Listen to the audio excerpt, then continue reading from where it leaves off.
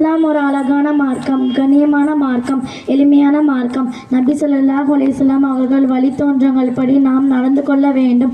நபி ஸல்லல்லாஹு அலைஹி வஸல்லம் அவர்கள் என்ன சொன்னார்களோ அதன்படி சஹாபாக்கள் நடந்தார்கள். அன்றைய காலகட்டத்தில் அன்றாட தேவைகள் மிகவும் அரிதாக இருந்தது.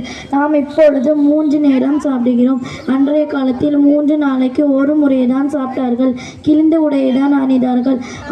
ஆனாலும் அவர்கள் மிகவும் நிம்மதியாகவும் சந்தோஷமாகவும் இருந்தார்கள். இஸ்லாத்தில் நபி ஸல்லல்லாஹு அலைஹி வஸல்லம் அவர்கள் என்ன சொன்னார்களோ அதை செய்தார்கள். திருக்குர்ஆனில் அல்லாஹ் என்ன கூறினானோ அதை மட்டுமே செய்தார்கள். மிகவும் நிம்மதியாக இருந்தார்கள்.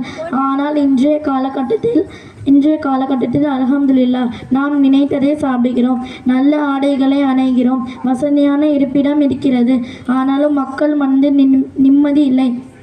ஏன் இந்த நிலை? இஸ்லாம் நமக்கு என்ன சொல்கிறது? அல்லாஹ் என்ன சொல்கிறான்? ஈமான் கொண்டவர்கள் கவலை கொள்ள மாட்டார்கள்.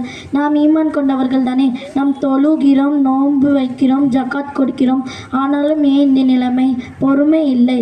அல்லாஹ் சொல்கிறான், பொறுமையாளருடன் நான் இருக்கிறேன் என்று. அந்த பொறுமையை கொண்டு அல்லாஹ்விடம் உதவி தேடுங்கள்.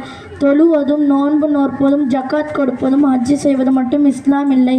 வட்டி வாங்கினாலும் கொடுக்காமல் இருப்பதும், பெரியவர்களிடம் நல்ல முறையில் இருப்பது, சிறியவர்களிடம் நல்ல அன்பாக நல்ல நடத்தியுடனும் இருப்பது, எல்லா விஷயங்களிலும் பொறுமையாக இருப்பது, சண்டை சச்சரவுகளில் ஈடுபடாமல் விட்டு கொடுத்து போவது, பிறரை காயப்படுத்தாமல் இருப்பது, வீண் விரயம் செய்யாமல் இருப்பது, ஷைத்தானிலிருந்து விலங்கி இருப்பது, ஜவ்வாலுன் அதாவது ஃபோன்.